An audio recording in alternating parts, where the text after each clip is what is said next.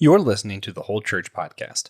Our efforts to educate and unite the church are made possible thanks to our sponsors on Captivate and on Patreon. You can get bonus content of our show on either of those platforms or on Apple Podcasts with a private subscription to the Amazal Ministries Podcast Network. In this episode, there will be some sensitive themes and possibly strong language used. We advise if you have children to tune back in some other time. Otherwise, just be prepared for some sensitive topics, and we hope you enjoy the show. Romans 15, verses 5 through 9, in the New American Standard Bible.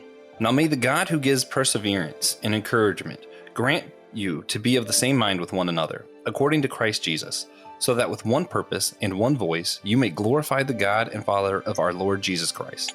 Therefore, accept one another, just as Christ also accepted us, for the glory of God.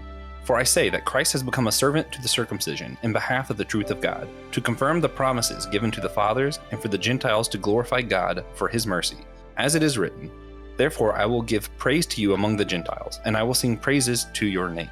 Here St. Paul explains salvation and the importance of Jesus in Romans. It's kind of what the whole letter of Romans is about. He writes that one implication of salvation should be unity with all Christ followers. The whole accepting one another stuff. Dr. Thomas J. Oord, how do you think this acceptance of one another that Paul mentions here is glorifying to God? It's actually a very difficult passage because I have mixed feelings on the call to unity.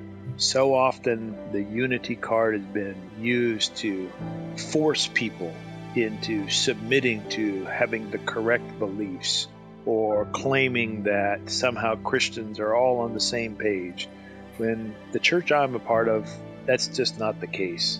So I have a hard time making sense of things, especially given the topic we're going to talk about today, the LGBTQ issues. The fact that in the last couple of months, people have accused me and my daughter Alexa of trying to spread disunity, of trying to divide the church. So when I see that word unity there, I have mixed feelings. What I do think might be possible is that people can try to love as best they know how in unity. But the truth is that even people who intend to love oftentimes have different views about what love is. So I'm stumped here as I try to make sense of this passage and your question. So there you go. How's that for being ambiguous with my answer? Perfect. Yeah, I would say unity and uniformity are two different things, and I'm sure we will talk about that more when we're in the episode itself. But I would say that uniformity is not glorifying to God, or else he would have made us all the same. Tune in for more. I love it. Amen.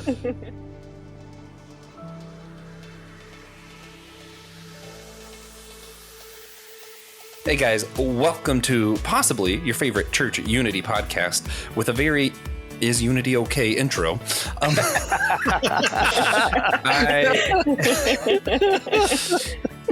I'm one of your co-hosts, Joshua Knoll. Your other co-host, TJ Tiberius Juan Blackwell, is not here yet, although he is the greatest co-host of all time.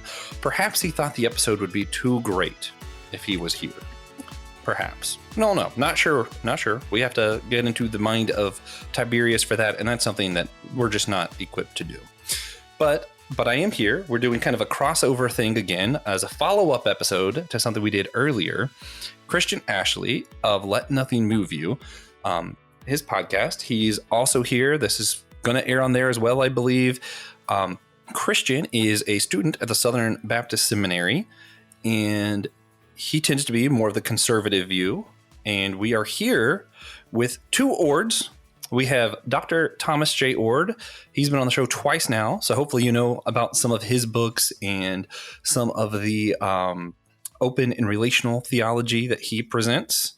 And we are also here with his daughter, Alexa Oord, who recently have come up with a book together, Why the Church of the Nazarene Should Be Fully LGBTQ plus Affirming. If you missed our last episode, we started to touch on whether unity is possible or not if we disagree over this thing. And what do we mean by love? We might mean different things. So we wanted to further the conversation.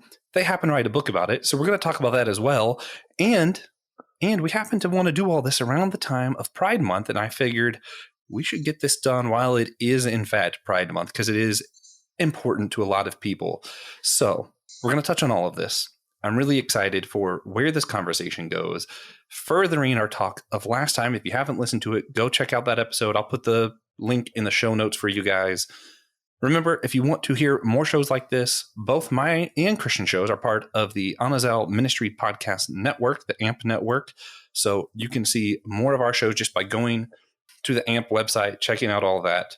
Of course, if you want to talk with us more about your beliefs on this and how you think we should have handled stuff, because I'm sure you're going to disagree with how we all think we should handle things, go on our Discord, let us know about it. And now I can get to my favorite form of unity. Because if you didn't know, it's impossible to be in disagreement and to have strife with one another when you're being silly enough. In fact, if you have strife, I think the best solution is to just get sillier because you're clearly not being silly enough. It's actually something I learned while we played a game that Christian introduced me to, my favorite game ever. It's Killer Bunnies and the Quest for the Magic Carrot. Everybody starts to argue, and eventually you realize, I'm arguing about bunnies. And then you stop. So we're going to start this one off. What would be the least terrifying anthropomorphic bug? Dr. Oord said he already thought up his answer, so I'm going to let him start. Well, I was actually thinking about my 4-year-old granddaughter when I saw this, and the bug that she likes to hold in her hands are what we call roly-polies. I don't know the correct name, but so if there was a human who was a roly-poly, then that would be the least terrifying bug. I like that. That's funny you say that. That's funny you say that, as my answer was also the roly-poly. Really? Oh, good. Yeah. See, unity. Right now, we're modeling unity. You solved it. Podcast over. Well, see, I came up with a more controversial one, but that's because, so for context. Divisive. You're being divisive, Joshua. I was going to make it worse. For context, I'm a slightly biased on this. I have a pollinator garden that I started on the side of my house with its own ecosystem that all started because I planted a butterfly bush and then found out that it's bad for butterflies and then learned why it's bad. And then I was like, well, I can correct that if I just plant enough other things. And now I just have a whole ecosystem on the side of my house. And, thinking about the bugs that are there is what's in my mind. And the first thing that popped in my head was the assassin bug. And I was like, nope, absolutely not. Nope. And then I was like, oh, butterflies. That's why I started this in the first place. I love butterflies. And I was thinking of human-sized butterfly. And I was like, okay, first of all, those wings are massive. Second of all, their face, if you're actually able to see a full blown-up thing of their face, would also be terrifying. So I'm not going to go with a butterfly. I'm going to go controversial with the bumblebee, because they're actually really furry and cute and have those big old cute eyes. And I think if they were bigger, people might be less scared of them, actually. Yeah, that's my thought process. So great. You're making anthropomorphic people who can put me in the hospital with a single sting. They won't really sting you if you don't bother them, Christian. Well, you know me, I'm cantankerous. So I'll start with what it's not. And that is ants right now, because I'm currently having to commit ant genocide in my dorm room to prevent them from biting me in my sleep and sending me to the hospital as well. Still trying to get rid of them. It's also not what my original answer was going to be, which was a dragonfly, until I recognized, wait a minute, they would look cool, but they're also apex predators. And I don't know if I want a human-sized dragonfly out there. Nope. So my answer would be the humble ladybug. Yeah, I thought of that too. Also, I think roly-poly might be the right answer. Roly-poly is a really good answer. Yeah, that's pretty solid. Also has me wondering what an anthropomorphic armadillo would look like. But that's not what we're here to talk about. Oh, man. All right. So, Alexa, we have had your father on before, but you're new to our shows. So would you mind just quickly sharing with our audience some about your story and how you relate to the church, or anything else we might need to know about you before we kind of jump into the meat of the conversation? Sure. Well, I currently live in Brooklyn, although at this exact moment, I'm in Idaho visiting my family, which has been lovely. So I'm mere steps away from my dad. But in my day job, I work in student affairs at Columbia.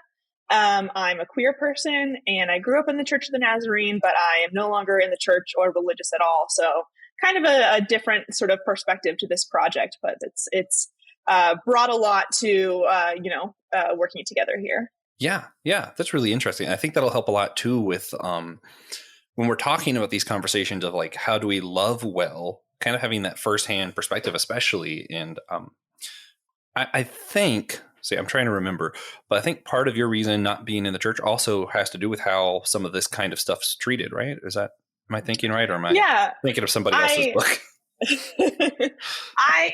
In some ways, I'm very lucky because my parents were always very affirming, and I didn't leave the church over this issue in particular.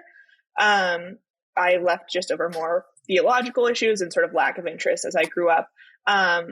But I have always sort of known that I wouldn't really come back because there's not really a place for me in the church as it stands now. And I think that that's probably not as true as my heart sort of tells me as we're trying to create that very place. But it's hard to push against sort of the ingrained sense of your childhood self, knowing that, this wasn't a welcoming place for you. So, yeah.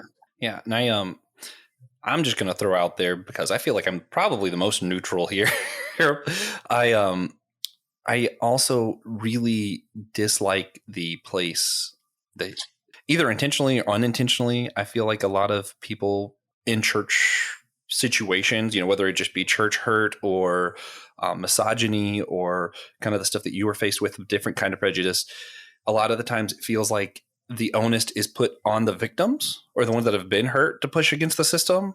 And I really dislike how often those conversations tend to lead there of, well, please tell us how to fix this. Well, it's not on them to tell you how to fix. Like it's like beating someone up and be like, could you tell me how I could not bully you next time? Like, maybe just don't bully them. Absolutely. And, that's something in creating the book, we were trying to figure out how to create a sort of community of queer people and allies without sort of depending on queer people to sort of bear their trauma for the reader to sort of, take advantage of that hurt. So it's a hard balance to strike, but also something that I think is worth doing. I just have one other follow-up question. So our podcast probably reaches more people on the conservative side than the progressive side. It's probably pretty close to split.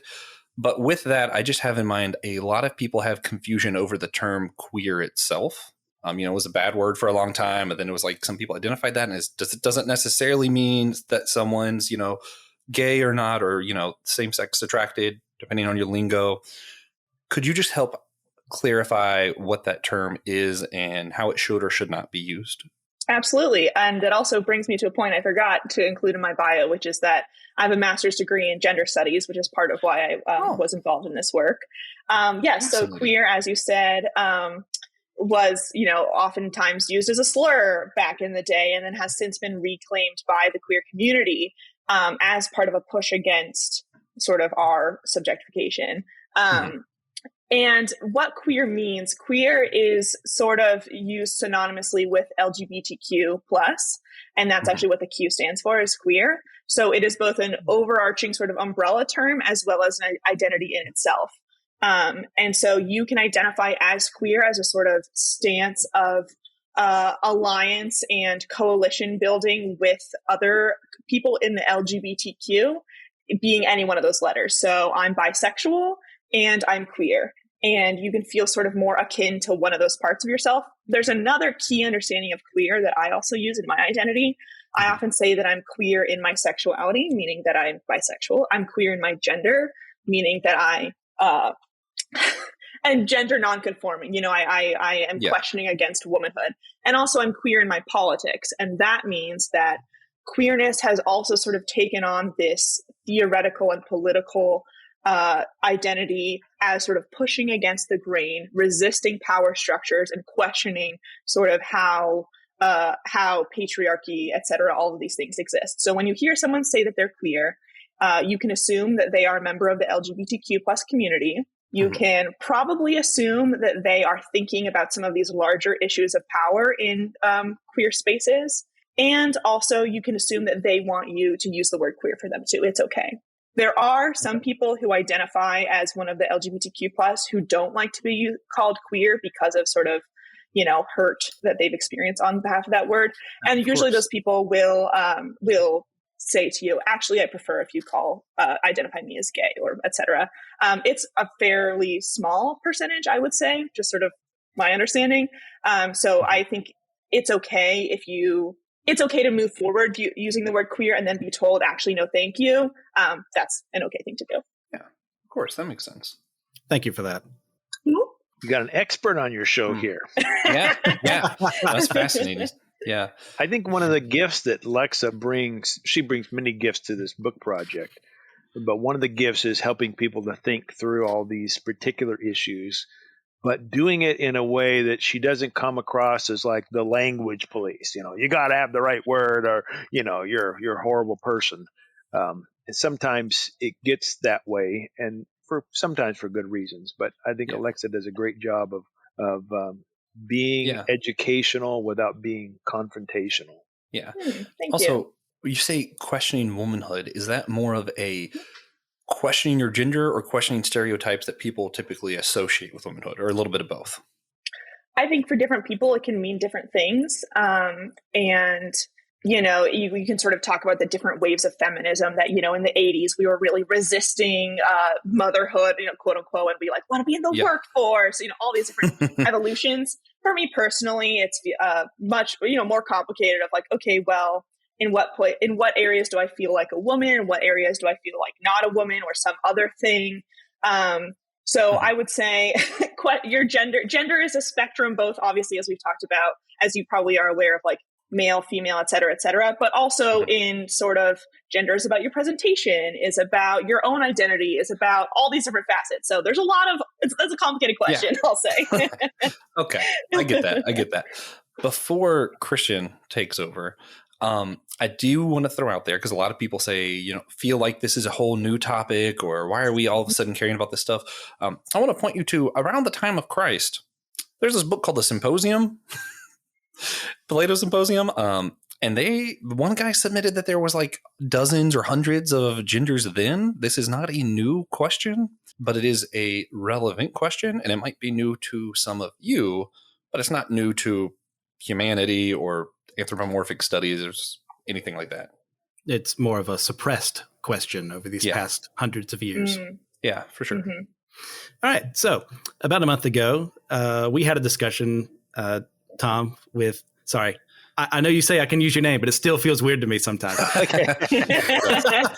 Well, we brought up our different views of God and his omnipotence and his power and all that. And in that discussion, you brought up that we may agree that we should love our LGBTQIA plus neighbors, but might disagree on what that looks like. Now, Dr. Oord, could you remind us all what your point was and thinking into that through that episode? Yeah, I was saying that my primary motivation for being an affirming person is that I want to live a life of love, and that I believe that Christianity, and especially Jesus, points to love as the most important or the central factor in how we ought to live, how we ought to think about God, etc. But then I acknowledge that some people who are not affirming, who will say take a more traditional approach to LGBTQ matters, also claim that love is important or central for them. And that we both appeal to love, but we come down very differently when it comes to these queer issues. I could explain more, but that's kind of the gist, I think, of where we were at. Is that right? Yeah. We started to introduce kind of a scenario as just kind of like a thought project, I guess. I don't know. People like us do these kind of things of And we're going to change a little bit today. I think we're going to go with some everybody's actual stances on things. But I think what we did then is I said, suppose Christian, in the scenario that came up with last time, not Christian's actual view, he wants to love them, cares about them, but feels like helping them in certain ways or doing certain projects to support the community is more affirming than he's willing to be, because he doesn't want to see like he's approving of their lifestyle. Because, there's a lot of Christians that feel that kind of way.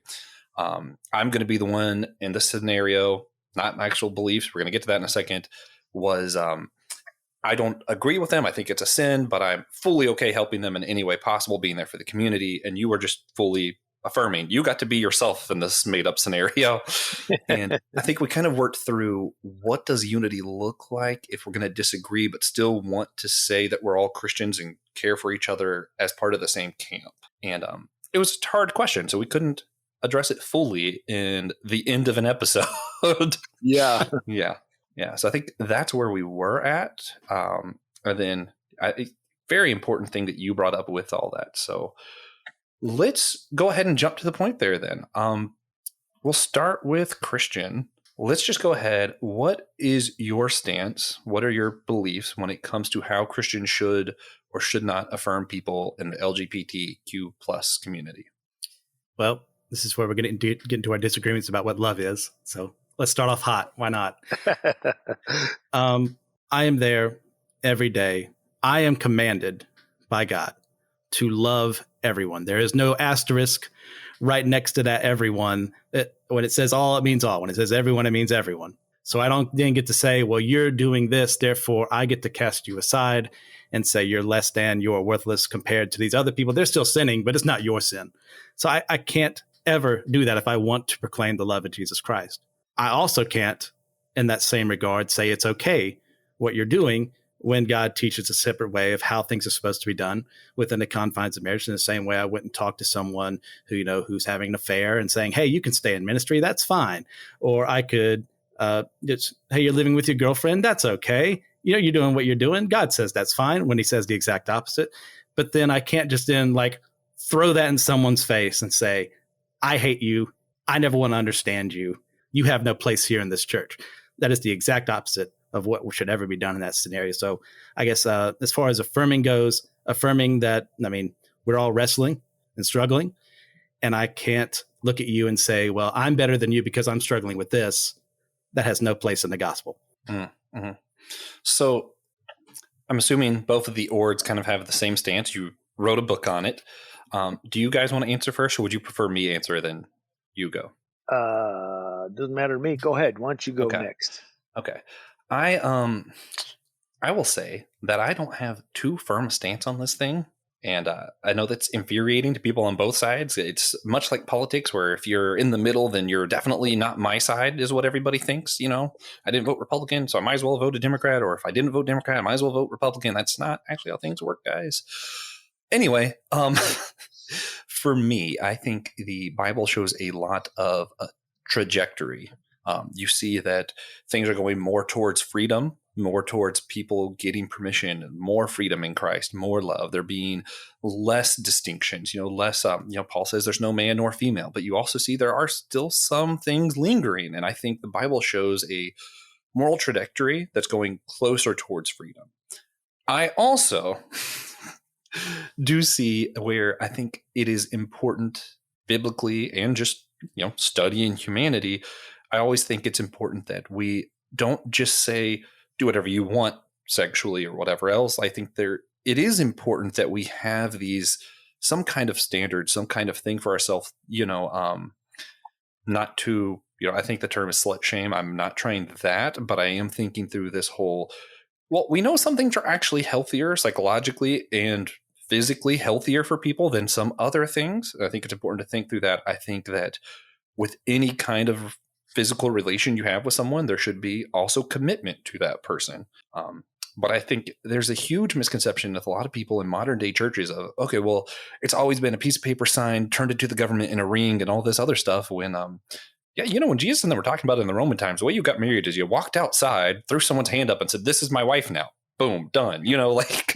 There's a reason divorce was such a huge issue, because people just had to say, not mine anymore. That was the whole thing. There wasn't as much law wrapped up into it as what we have now. My grandparents, when they talked about, stuff not happening before marriage, they were also getting married at 13. It is a very different world when some of this stuff's being talked about. For me personally, I don't pretend to know the mind or heart of God.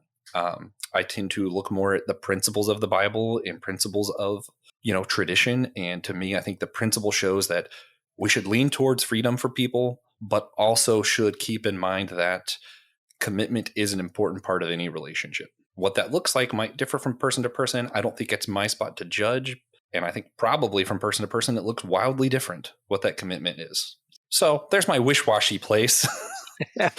And just like Dr. Oord hates my ambiguity with the God stuff, I'm sure that's not the best answer either. But you know what, Tom, let's team up against Joshua. Yeah, there you go.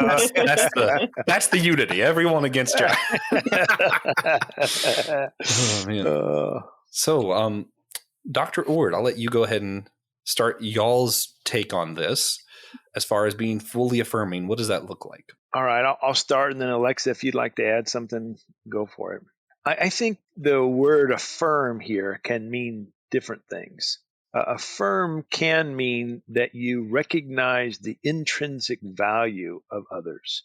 And I think that in his answer, Christian would say he's affirming in that sense. He's loving and affirming in the sense that he looks on people who are queer and finds them valuable, wants to treat them well. And of course, I'm in agreement with him on that. Another way to think about affirming that I think is different from what Christian said is to say that what you think a person does sexually is good, proper, beneficial, healthy. And in that sense, I think some queer sexual activity is healthy. I wouldn't say all, because I wouldn't say all straight or heterosexual activity. Sexual activity is healthy. So my position is not only do I think queer people have intrinsic value, dignity, self-worth, etc., which I'm going to guess we're probably all going to say that.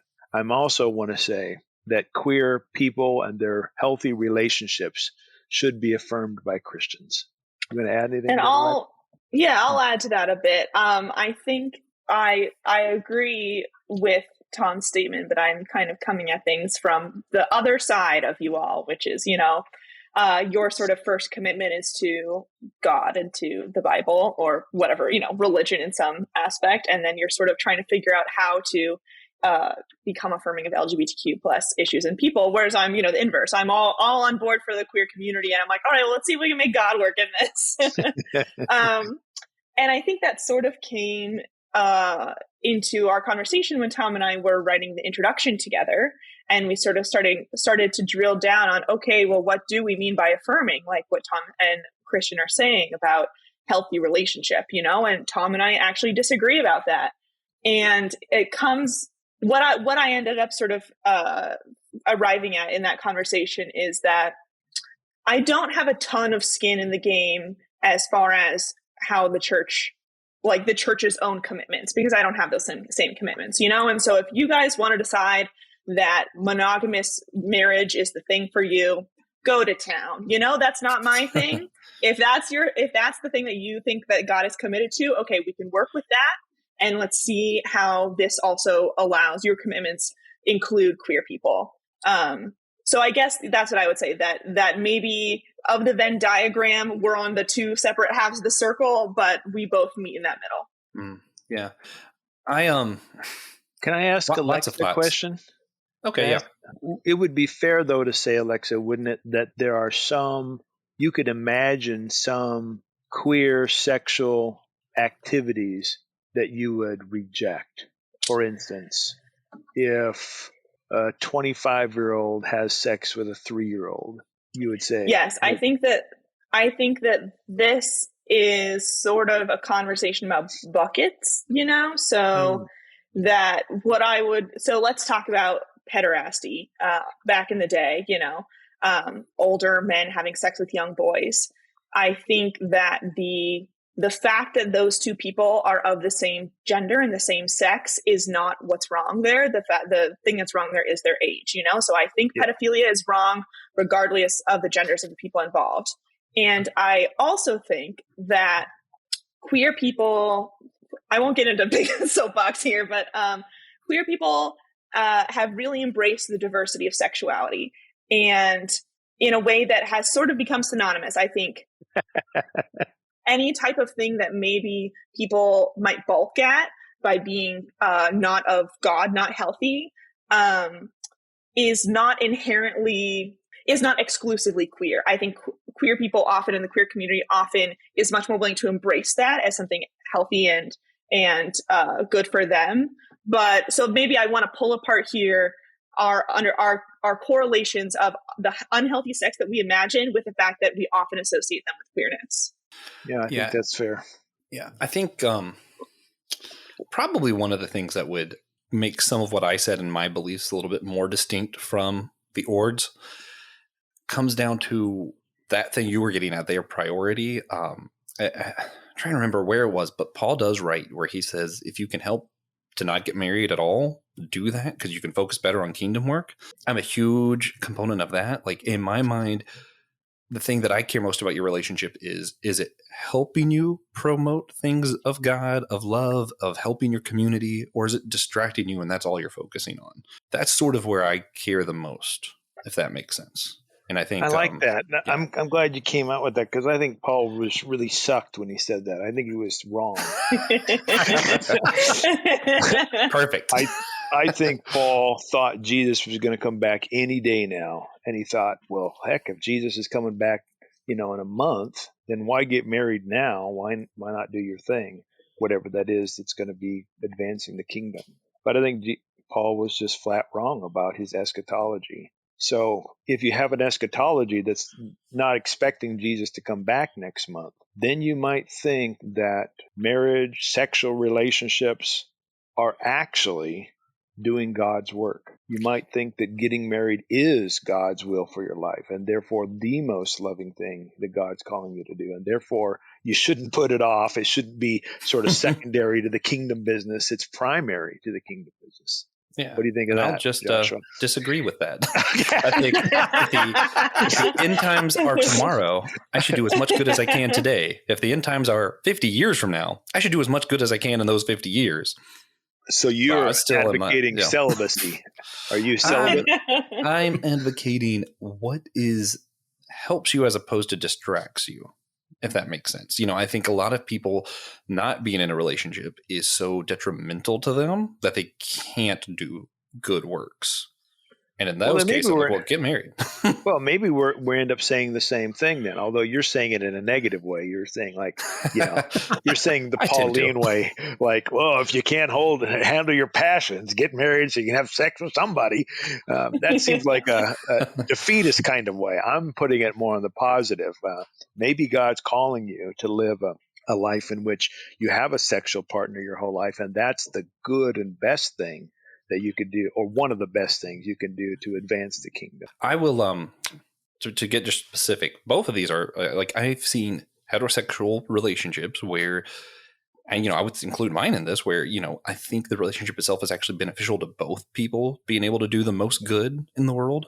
But I also know of people who are in relationships where it just takes so much energy for them to maintain that relationship that it prevents them from doing what I think they could be doing good. Well, so it's like less about whether they're in a relationship or not. Yeah. Yeah. Well, it sounds like we're on the same page, and I must have misunderstood you. Well, I probably said it poorly, which is why we ask questions and we dig around.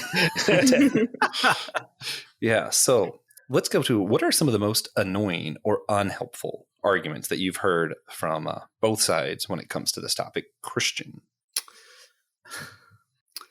They were already going to hell. They just confirmed it. Oh, wow. I've never heard that one. That's a good one. Yeah, I've not heard that. That is pretty unpleasant. Thank God I never heard that at the church I attended. But I have met Christians out in the wild, the great wild of America, who have expressed opinions like that. And honestly, I was too flabbergasted to speak at first until I got a little angry and argued back with them. So it probably wasn't my most shining moment in that argument.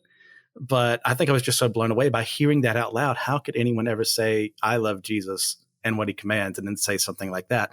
Baffles my mind. I'm going to say that's an abomination, or God hates that kind of conversations at all. I find really unhelpful.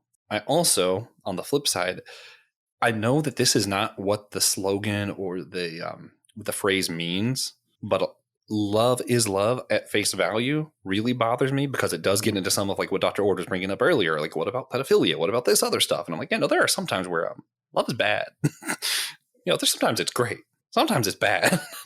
So it's like, I think in general on both sides, like, even, there for a while, there was the God hates fags thing that were out. And I'm like, I think I just hate when you try to summarize your view in a catchphrase, just in general. Although that last one was actually just bad. So it doesn't matter if you expanded. That one was still bad. But, in general, I don't like little gotcha statements, the clobber verses that people talk about, Adam and Eve, not Adam and Steve.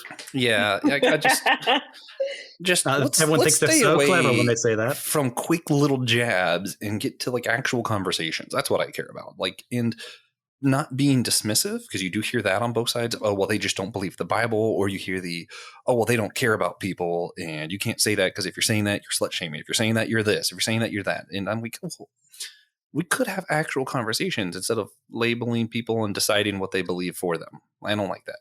Those are usually my least favorite arguments. Alexa, you want to go?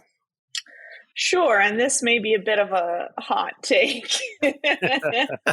I mean, I think a lot of the traditional stuff irks me, but it's just sort of run of the mill. I think the thing that most frustrates me is the idea of, you can be gay, just don't do it over here. Or why do you have to shove it in our faces? Why, like, you can be gay, just do it quietly and look like everybody else. And I think that is unfortunate, because to me, it really feels like a sort of, when your kid sort of obeys you, like following the letter of the law and not the spirit of the law, you know what I mean? That I think it really fails to encompass and really explore and embrace queer identity in all its multitudes, in those people who quote unquote look just like me and are gay, all the way to, drag queens or whatever we think is the extreme of sort of outward queer appearance.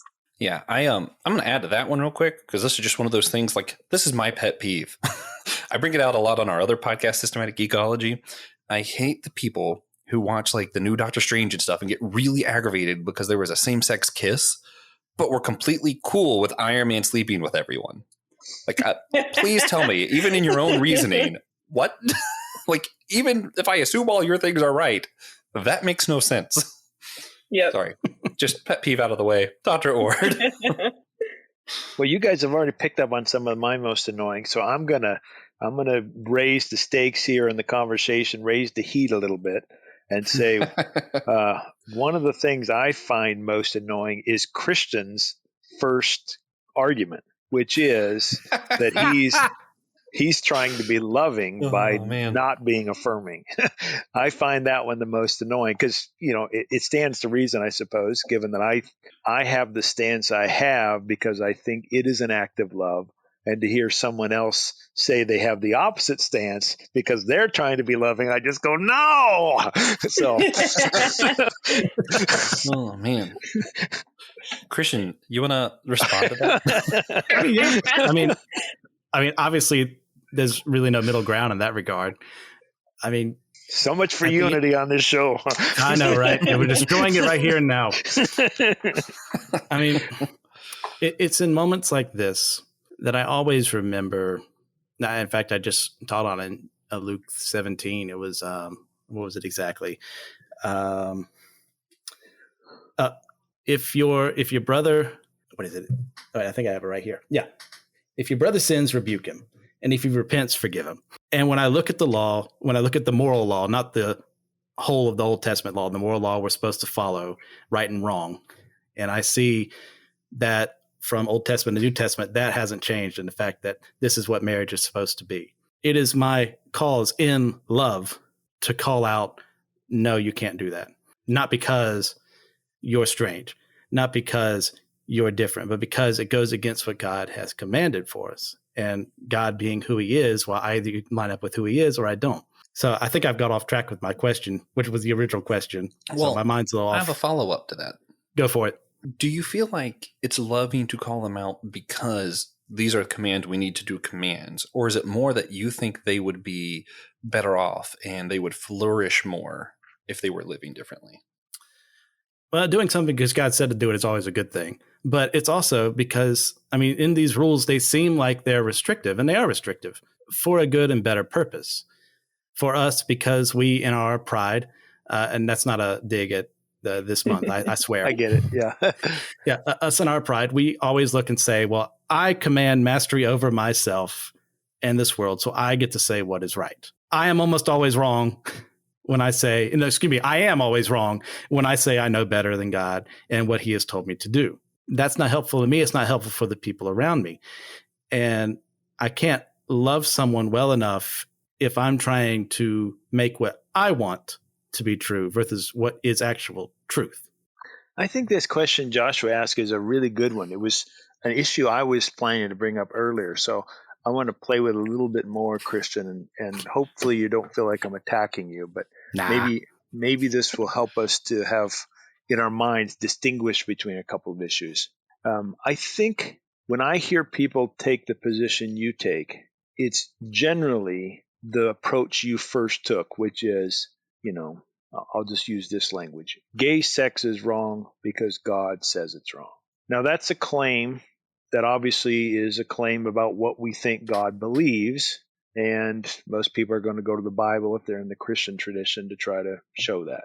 I don't think the Bible's clear on that, but just for the time being, let's call that we must obey God and God's against gay sex option.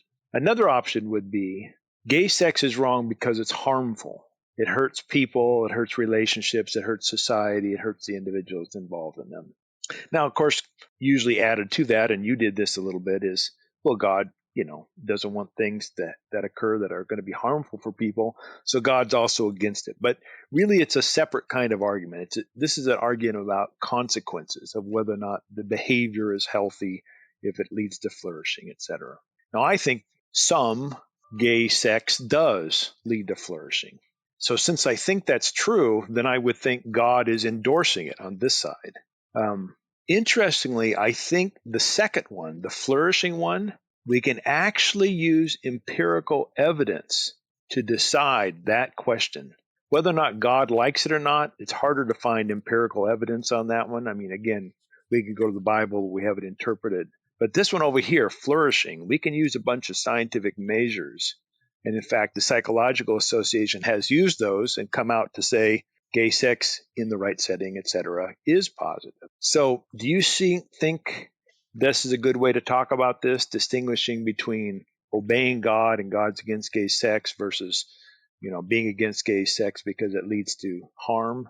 Or do you think ultimately those two things are just saying the same thing? That is an excellent question. It's like you're a professor or something.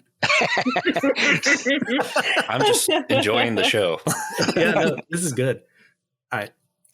I think ultimately I kind of end up in a blend of the two. Okay. In that it is harmful because of what God has commanded.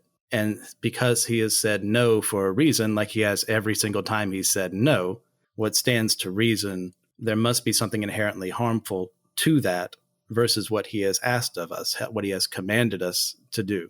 I mean, I think of Jesus talking about marriage, and he only brings up, a man, he quotes Genesis, says a man will leave his parents and marry the woman, and la-di-da, the actual verse there off the top of my head.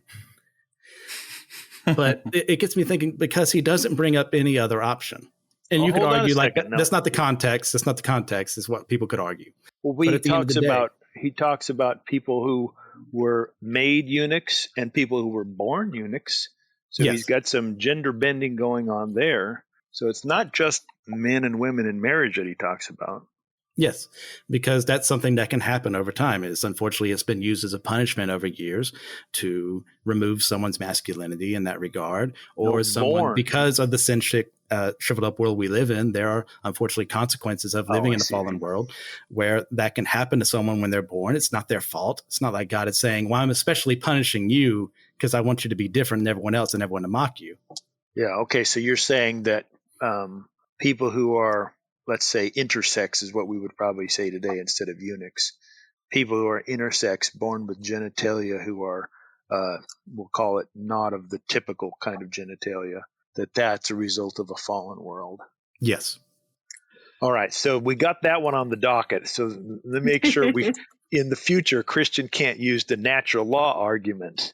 So when we come to Romans and it says, they set aside what was natural for what was unnatural, we can't go back and say, oh yeah, that works here, because we live in a fallen world and what we think is natural is now off the table.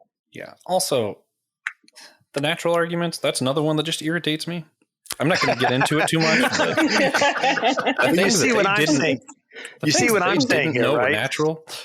Guys, if you want to scar yourselves, look up ducks mating rituals and how ducks mate. That's natural. No one's going to say that's okay. It's just not. Anyway. But you see the move I was doing there in the conversation? I was saying if you're going to play the fallen world card, then you can't play the natural law card. If you're going to play the natural law card, don't play the fallen world card. So you're playing the fallen world card on the questions of eunuchs, intersex. So when it comes to that Romans passage, don't play the natural. They set aside what was natural for what was unnatural, because we have got a fallen world, and who knows what's natural, man. Well, we know what's natural because of what is normally supposed to happen. But if it's a fallen world, how do we know what's normally supposed to happen? Majority. Whatever is in the majority is correct? As far as biologically, yes. So if that's the case, then... I'm sorry. Go ahead. My bad. No, I was just going to say, if that's the case, then whatever is in the majority at any particular time in history is the correct thing, which means that... Oh, you wouldn't say that. Absolutely not. So I was going to use the example of, 500 years ago, it was normal for people to be approximately 5 feet 5 inches tall. Now it's normal for people to be taller. Things have changed over time. So you'd have to probably make some sort of a claim about the change biologically being appropriate, natural, or a part of the fall. Perhaps I should explain what I mean by natural, as in very beginning, Adam, Eve, natural. And then after that, they didn't start off corrupted. After choosing to sin, that's when corruption enters humanity. I assume that's what you meant. Yeah. Yeah. So would you say then that when natural is used in Scripture, they're talking about Adam and Eve kind of natural? I'd have to look at the context. Yeah, that's a smart answer, because Paul uses the word natural in Romans, talking about sex, and then later on he says it's unnatural for men to have long hair. So that seems like it's a pretty cultural thing. At least most people today don't think men with long hair are unnatural. Yeah. So we've got some real problems figuring out what natural is. Yeah, we get to that English language screwing everything up again. Stupid language. I do want to put out, because we talked a few things. Another thing, which I'm curious where Christian stands on this, within the community of people who believe that same-sex relations are sin, they have what typically is called type point A, point B. I forget if they say type or point. It's the A-B part of the conversation, where some say the identity itself is sin. You cannot be born gay. And then there are those, particularly Gregory Coles has been on our show before, who believes himself to be born gay, but says acting on that is then the sin. So I'm Christian. If I'm throwing it to you, is the identity part what you would consider sin, or would you consider it the acting on? Which I know the Oord would say neither of those things. So this is really just for you question. Interesting. Because I would go ultimately the act itself would definitely 100% sinful. The identity would depend, because at the end of the day, it's like I was talking about earlier, of us deciding for ourselves what is right, who I'm supposed to be in this world, can sometimes lead into pride that causes us to fall away from God and do our own thing. So I think I would lean towards kind of yes, also yes. Yeah. It's interesting. Mention Gregory Cole's book. Also, look up both the books by Gregory Cole and then God and the Gay Christian by Matthew Vines. It's more of the progressive side, but it's good arguments for that side, I would say. But Gregory Cole does kind of do that side B kind of part of the conversation of he's born this way, identifies this way. And he takes a lot of my argument for why he thinks not acting on it of, God also asked the heterosexual to, do certain things, to deny themselves in certain ways. Everyone is supposed to deny themselves in some ways. he takes a little bit further than I would, but that is some of where I get my arguments. So I just thought it was worth bringing that up. Dr. Oord, I'm going to throw this to you first now. Okay. As far as how important this conversation is within church culture, would you say that this is a first, second, third tier issue? Is this a matter of salvation that someone agrees with you? Or is this more of a, we should just go to different churches if they disagree with you? Salvation to me means living a life of love, being healthy. And I think the queer issue has, that queer people have been traumatized and harmed in such a way they don't live the kind of healthy lives they could live. And therefore, the way the church has addressed queer people has diminished their salvation. So I think it's a first tier issue. Christian. Well, if this is an issue of salvation, man, I got to bring my card back because I did not sign out the questionnaire at 6 years old about stuff like this. I'm not trying to make a lot of you, I swear. I also don't remember what you're talking about. Is there a card in Baptist churches that you fill out? Oh, yes. Well, you know us Baptists, we like everything to be neat and organized, right? You know? This is a first for me. I have not heard this one. Absolutely. There is no card. We're just joking, people. Okay. I mean, for me, it's probably a mix of 2 and 3. 2 and 3. Okay. Yeah. What's 3? What's 3? You can go to the same church and disagree. Oh, I see. We can be a Republican and Democrat being at the same church. Yeah. Well, I think you can go to the same church and disagree. I guess I misunderstood the question. Yeah. For me, I'm probably going to put it at a second tier thing, particularly because of the situation we were talking about earlier of if we're going to decide how we're going to support a community or not. I think the church itself that's deciding these things should be in agreement on what that means and looks like. So I put it at a second tier. I don't think it's a salvation issue. I think, people can be saved and get all kinds of things wrong. I am sure there's probably some sin I've done my whole life and I'm completely unaware of that one day God's going to go, yeah, you did that wrong your whole life. I don't think I'm going to go to hell for whatever that thing is. I am more of that. I think God's a lot more loving and forgiving than people tend to want to give him credit for. So, I think the question assumes a particular understanding of salvation that probably we don't agree on between the three. At least I don't agree with you. Oh, yeah, no. I figured as much. Yeah, because I think the question is aimed at where do you go after you die? And that's what salvation is. But I'm in the Wesleyan tradition, and we think salvation is something you start experiencing now. So the way you live your life right now gauges the kind of salvation you're enjoying in the present. Now, I happen to also believe in an afterlife, but so I was answering the question, does this affect the salvation of people in this life right here and right now? And I say, yep, sure does. Yeah, I think I'm probably in agreement with you. I mean, that's how I would view salvation. I'm not even completely sure what the afterlife stuff is, nor do I particularly care. I believe that someone can have salvation, experience God now, and be wrong on this issue one way or the other. But I also see where you're saying that it still would affect their salvation and how they're able to be in relationship with God. And I think that's probably also true. Alexa, did you have anything that you wanted to add to any of this part of the conversation?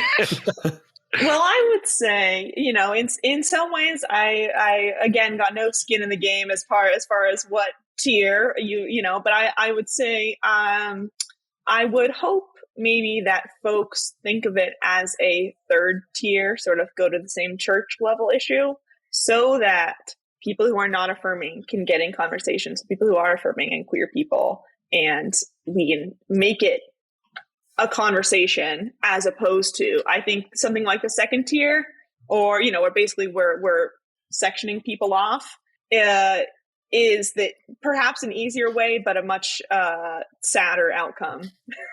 Yeah. Can I ask a question of Alexa? Hit me. Alexa, can you imagine going to the local Baptist church, being queer, someone coming up to you and saying, we're so glad you're a part of this community, but we just want you to know we think your lifestyle is sinful, but you're welcome here. How do you think that would hit you? That's the thing is I'd be a lot happier in the second tier where like I'm real tempted to just say, if you're not affirming, go over there. I don't want to talk to you. But and in some ways that's how I've shaped my life until now, and I've decided to opt back into this conversation. Yeah. But I think that what queer people do is totally up to them, prioritize your own well-being. But I think that it is the obligation of people like Tom and people like all of us here to have this conversation and to not sort of lie dormant in our current understandings. I think that if you care about queer people and queer issues, you need to be talking to everyone around you, regardless of where you are on sort of the affirming, not affirming spectrum.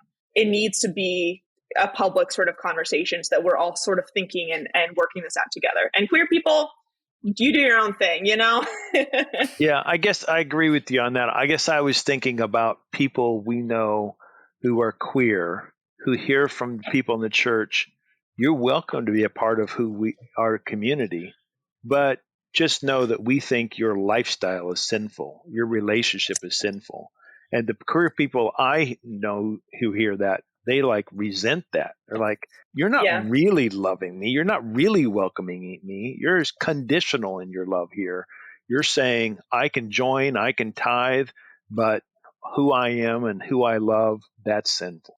I agree. Yeah, I think that stance puts sort of a fundamental hierarchy between myself and the other person. And also sort of I would ask, what are queer people supposed to do if our identity is maybe at its core sinful and our practice is definitely sinful? Do we just hate ourselves and not have sex for our entire lives? That's really depressing. And, I believe that God created us all and as fully sexual beings too. So are you, by taking the stance of queer people, a gay person just shouldn't have sex, you're condemning them to a life of abstinence that is not the way that God created them, even if you think that, the way in which they're expressing that sexuality is against God. If they can't express their own God-given sexuality in any way, I think that is a really unfortunate and sad sort of condemnation. And it's no wonder suicide is so much higher. Yep, absolutely. Christian, anything to add? Sorry, Christian. No. I'm enjoying this conversation so much. I want you both to know that. Good, thanks. I don't feel ganged up on or anything like that. This is fun.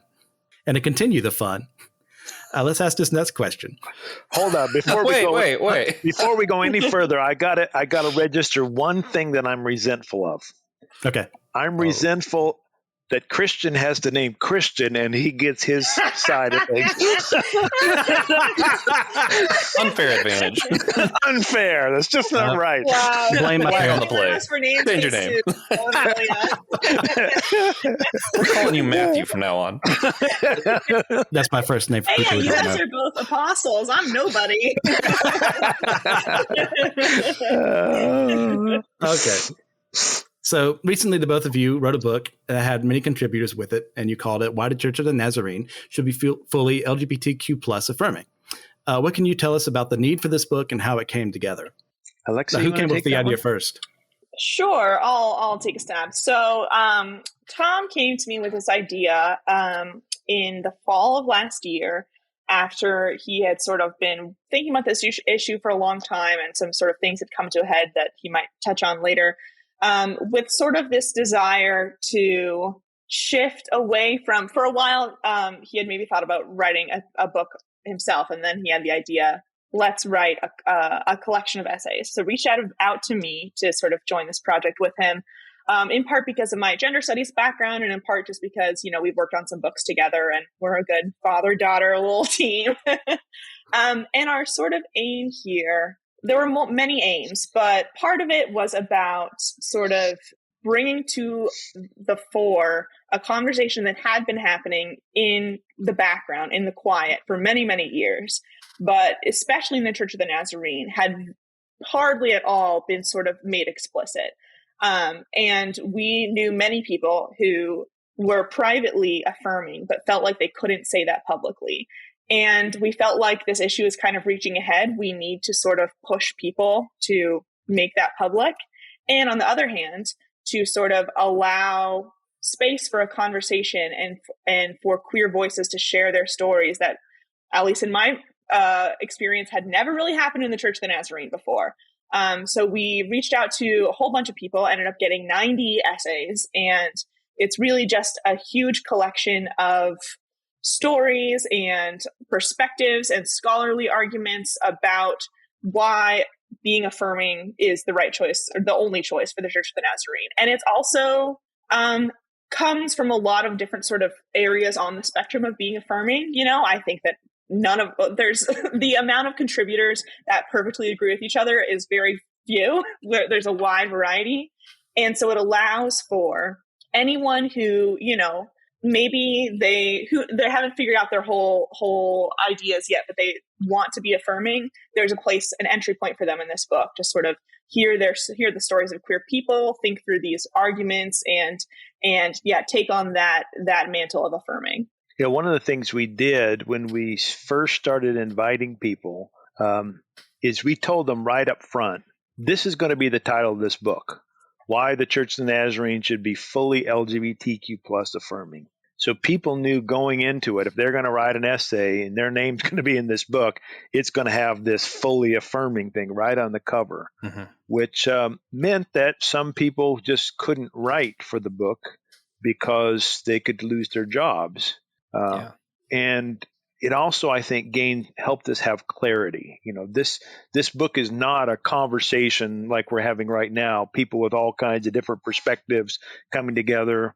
This is kind of more of a statement, an agenda, a movement. I don't know what the right word is, but it's sort of, this is a place where we think we ought to be. And these folks, in their own ways, which are pretty diverse and different degrees of endorsement of the affirming, but we're all saying we need to be affirming. Okay. So would you say that this book is primarily just for people in the Nazarene tradition, or you intend it for a more global denominational audience?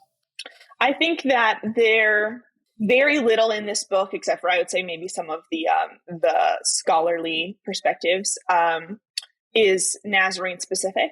I think anybody, regardless of denomination or religion, could and should read this book. But I also think that it is really valuable to have a denomination-specific book because so many of the essays talk about, I'm a third, fourth generation Nazarene. I went to the Nazarene universities, sort of like trotting out their Nazarene credentials saying, you know me, I am in your community. This is not some other person across the world, reading some narrative of someone you don't know. This is incredibly personal to our denomination. So I think it's valuable for everyone to read it. But I mean, we've had multiple other denominations, people in other denominations reach out to us wanting to do a similar book for their own. And we say to them, it's not redundant. It's absolutely necessary in those spaces too, because then you can share your own specific reasons and experiences. Okay. So, Tom, do you have anything you want to add to that? No, she covered it well. All right. Well, it's almost like you two wrote the book on it. All right. Last question for this part. What are your biggest dreams with this project? And what do you hope comes from the work that you've done with it? Maybe I'll start this one, Alexa. I mean, obviously, the biggest dream is that the Church of the Nazarene would change its views and become fully affirming. We don't expect that to happen, very soon. We think it's going to be a conversation. If the polling that we've seen is correct, the majority in the denomination don't think like we do. However, if that same polling is correct, the majority of young people in the denomination do think like we do. So we've got the long game in mind. And we think eventually the kind of things we're proposing will be accepted and the denomination will become fully affirming. In the short run, we wanted to influence the conversations that are currently happening at the district and national level or international level, and we've been successful in that. We wanted to encourage queer people to come forward and share their stories. We wanted to encourage allies to be bolder in their being allies, allyship, whatever that word is there. And we wanted to make people aware that the arguments in favor of LGBTQ plus affirming, especially biblical arguments, are far stronger than most people realize. So those were some of our dreams and hopes. Alexa, would you want to add anything else? Sure, yeah. I have a dream for this book that I think, let me, for all maybe ill-intentioned listeners out there, I'll be very explicit. These are my dreams, and Tom definitely disagrees with me on some of this. I really hope that this book is the start of a conversation about that. This starts more conversations about other types of identities that maybe we don't talk about in the book, and are not sort of part of the conversation anyway, that Tom and I disagree on, that, are sort of not publicly discussed. I think that I would love to do, not a literal part 2, but I think the church needs to talk about polyamory, casual sex, masturbation. We do talk about intersex issues and trans issues some, but I think we could talk a lot more about gender expression. I think all of those issues are, it's a slippery slope, and I personally am willing to slide down that slippery slope. I think that those are the realities of human life, and I think the church needs to wrestle with them in the way that I land currently. Maybe not everybody agrees with, but I hope that we can continue that conversation. Okay. So as much as you're both comfortable talking about, can you go through those disagreements with us here? What you want to say? Because, that's something you might not want to say on there. I think of the ones I listed, I think Tom and I are on the same page about masturbation and intersex and trans issues, and are probably on different pages about polyamory and casual sex. Do you agree with that, Dan? Yeah. She's more optimistic about polyamory than I am, and casual sex. Yeah. Okay. Now, was that cause any issues with the writing? Because I'm a writer as well, Alexa. I don't know if that's been brought up before, but collaborative projects, it kind of gets in the way sometimes. Did that cause a lot of friction at some point in time? Was something that you had disagreements? We all came back and hugged each other at the end? There's definitely no friction, but I think that there's a pretty concrete sort of example we can talk about, which is that in our first draft of the introduction, Tom used the word promiscuity to talk about unhealthy sexual behavior. And personally, I didn't want to peg promiscuity. Number one, I think promiscuous feels much to me the way that homosexuality can sort of feel outdated. To me, it feels that sort of outdated way to talk about casual sex or multiple sexual partners, but also is a thing that we disagree on. And how we sort of, once we sort of got into the conversation of what are we actually trying to pin down here on what's not healthy, or what do we think of as not healthy, and how can we both sign off on this introduction in a way that we feel good about it, is I think that I personally define healthy sex as something that is about community and care and relationality, which I think Tom would agree on. Yeah. But maybe what that looks like is a little bit different. And personally, I think you can have that community and care and relationality in casual sexual relationships. I don't think that Tom probably would disagree with that.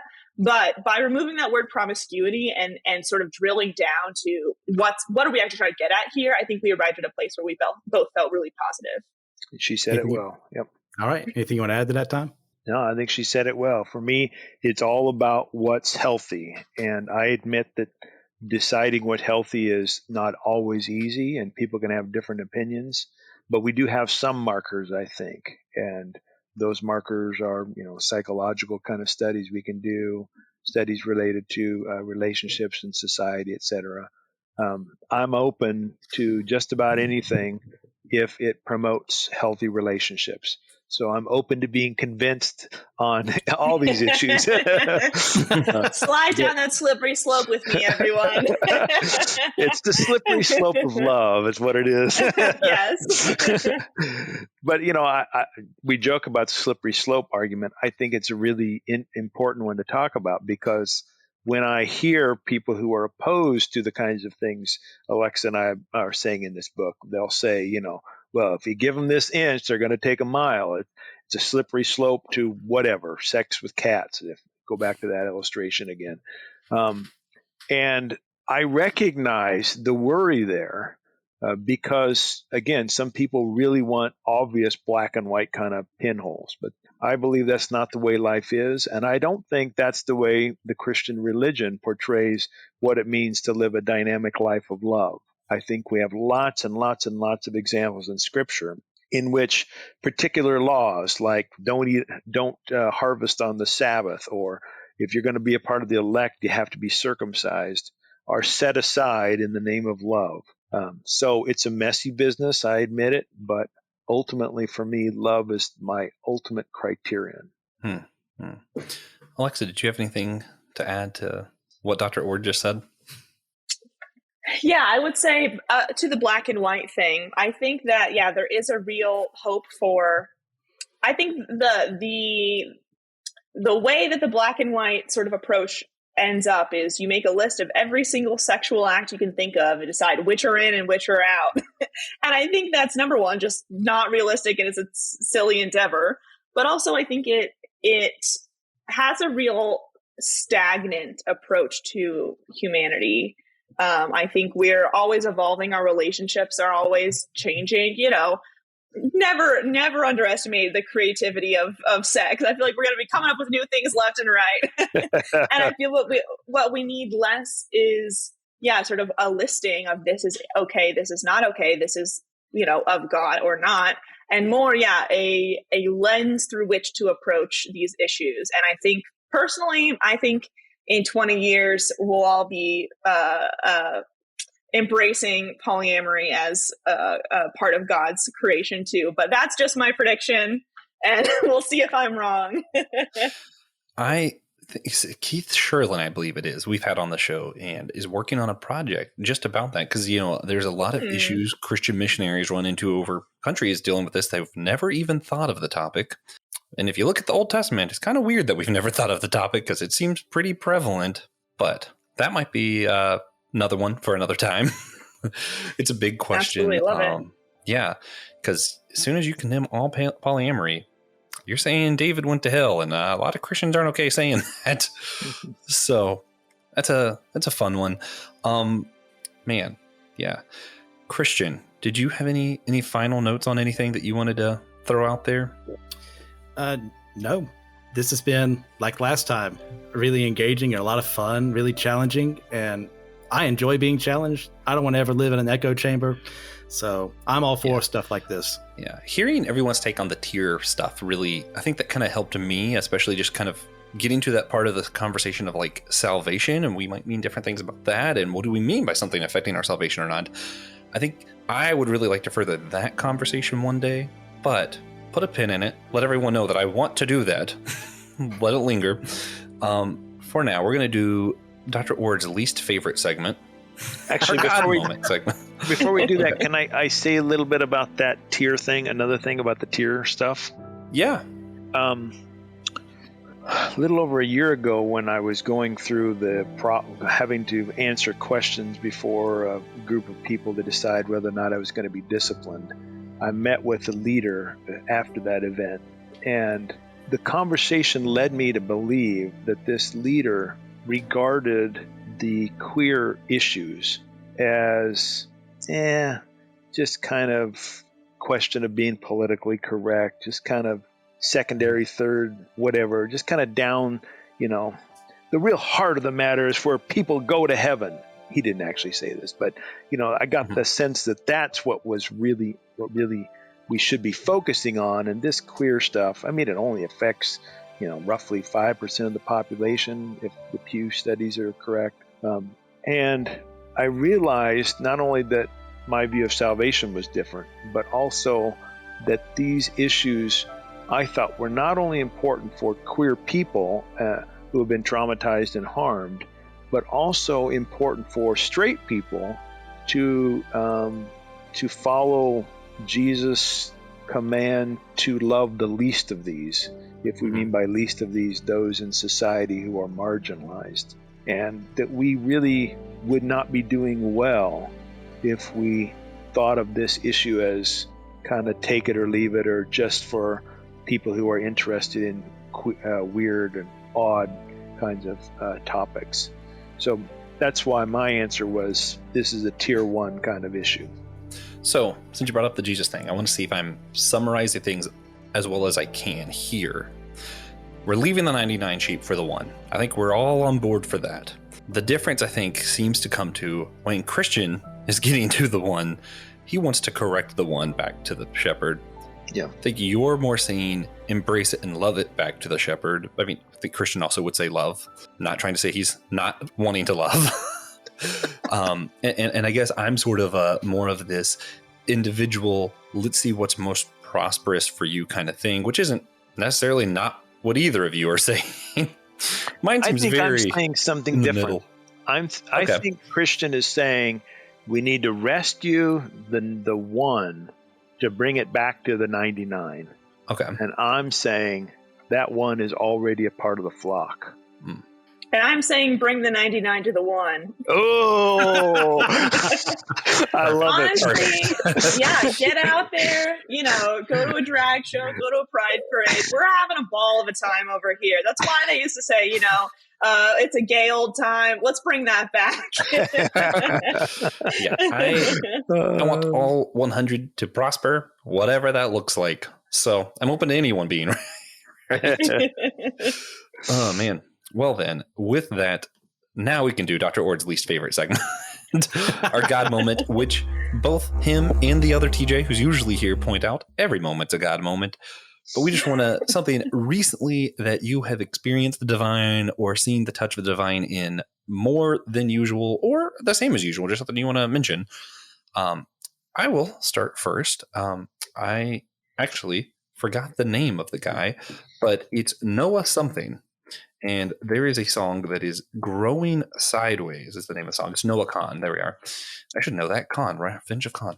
But yeah, Growing Sideways, very beautiful song I was listening to earlier. And he just kind of talks about how it seems like everybody else is growing forward and he's growing sideways, and reminded me of all the times that I've only been able to go forward because I kind of did a sideways growth kind of moment, of a changing my belief here. I didn't go forward anyway. I just changed a little bit. It went to the side one way or the other. And I think that's allowed me a lot of times to grow forward and progress, if you will, as a human. So I'm just that moment, which is kind of reminding me and just kind of looking forward to the next time that I grow sideways so that I can go forward, and just appreciating those moments. Christian, you want to go next? Sure. I feel like all I do whenever this comes up is speak on the progress of little niece or nephew that hasn't come yet. And we still don't know the gender of the baby because they're being difficult, and I love them anyways. So right now I just received some of the last ultrasounds they're going to have. My mom sent those pictures to me. Baby is going to be induced on Monday.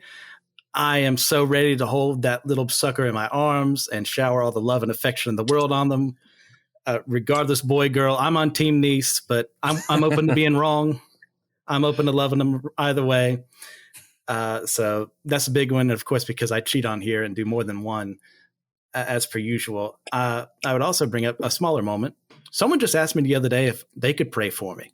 And that's like, that happens every now and then, but it hit me. It's like, they legitimately care about me. God has put me on their heart. And I need that. I need more people like that. And I need to be that person. Good stuff. Good stuff. Alexa, have you seen the divine in anything recently? Yeah, when I saw this question was coming up, I was really stumped as someone who doesn't believe in God per se. But I tried to reword it a little bit for you. Yes, exactly. I appreciate that. I think if I think about the divine as sort of what I talked about before about community and care and relationality, it's been really such an honor to do these podcasts with my dad, even just beyond the book. We did one the other day that just, I was reflecting on, as all children do. When I was in college, I remember feeling like my parents just don't get me. I have my whole other life. Yeah. Like they don't even know the real me. And just doing that podcast and all these podcasts, it's been really great to feel like my dad and I, we get each other. We're a team, and I think that's really, really great. Yeah. Well, that was my God moment right there, having my daughter talk. So you could say ditto. Yeah. That's great. Yeah. That's great. All right. Well, before we wrap up, again, I'm going to go through a quick list of things. If you want a view closer to Christians to read about, Kevin DeYoung does write What the Bible Really Teaches About Homosexuality. I think that's a good one from his side that doesn't come off too hate speeched. Again, let me register my worry. When you said closer to Christians, I thought you meant closer to the Christian. Unfair advantage again. What can I say? More what I'd say like middle. We're talking about the side B. I mentioned Gregory Coles. I'll look up his writings. Matthew Vines, again, is more progressive side, closer to the Oords, as well as the Oord's own book, Why the Nazarene Church Should Be Fully LGBTQ plus Affirming. Check all those out. Get a full perspective of these conversations and think for yourself. I'm a big fan of that. And with that, if you enjoyed this episode, thought it was interesting, and want to talk about it with a friend, then share it with a friend or an enemy or a cousin, preferably a cousin. We like cousins around here. Jump on Discord if you want to have more conversations with me and TJ, who's not here right now, to hear what he thinks about this episode. Of course, you can hear other shows like ours and TJ and Christians. The Anazal Ministries Podcast Network website is in the show notes. We hope you enjoyed this episode. Come back next week. We're going to be interviewing some other people from the Systematic Geekology, our other podcast, who are from all kinds of different traditions and beliefs, and just talk about what it's like working together when you don't always agree. Then we're going to be interviewing Caitlin Chess about her newest book, The Ballot in the Bible, How the Scripture Has Been Used and Abused in American Politics, and where we go from here. And of course, finally, at the end of season 1, Francis Chan, who is currently unaware of it, will be joining us. One day someone will tell him, and he'll just show up and be like, man, you've had a lot of people who criticized me on here. And we'll be like, yeah, you want to talk about it? And then he will. It'll be great. Come on in, Francis. All right. Thanks, everybody, for listening.